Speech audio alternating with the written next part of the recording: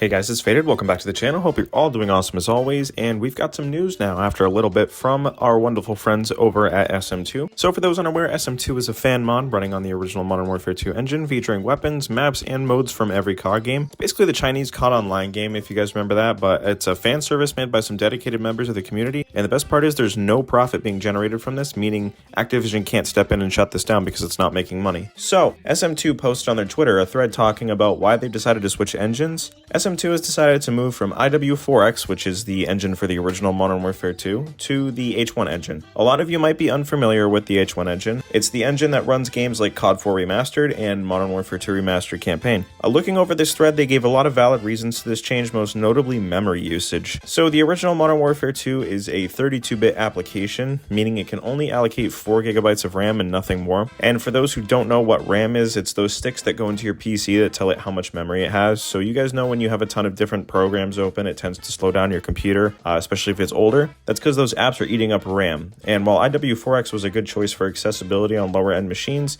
it ultimately limited them on the things they could add and how much workload the app can handle. Plus, with PCs constantly improving, I can see why they made this change. Another reason is that sm2 is using a custom UI, so they no longer have to use the Quake menu style, which, if you didn't know, the older COD games used to be made with the Quake engine. With a game of this depth and features, back-end services also take a hit on the older engine, which is another reason for the change. And then it goes on to talk about their plans for post-launch content and that they wouldn't have the capability for that on the old engine. To quote, "For those unaware, we plan to have post-launch content drops, and those would have been out of the question with the game we have today. We even thought about simply scaling the project down by removing a large chunk of the content, but that would be counterproductive to not only scrap so much work, but also backtrack on what we promised by sweeping the problems under the rug instead of fixing them." End quote. So moving to H1 also means they don't have to start from scratch, since a lot of the features the mod has can easily be adjusted instead of having to be rebuilt from the ground up. H1 allows them to include maps that wouldn't have been able to be included due to the RAM limit on the old engine.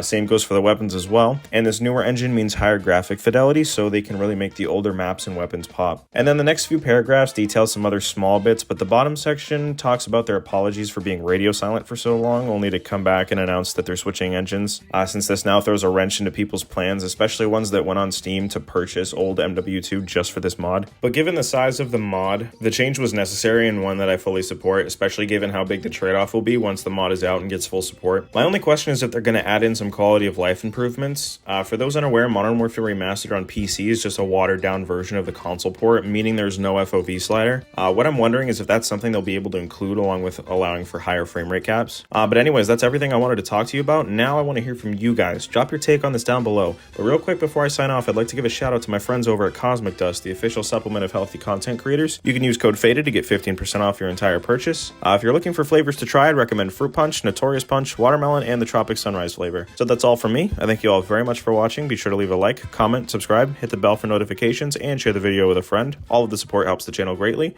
And I'll see you guys on whatever video I upload next. Take care.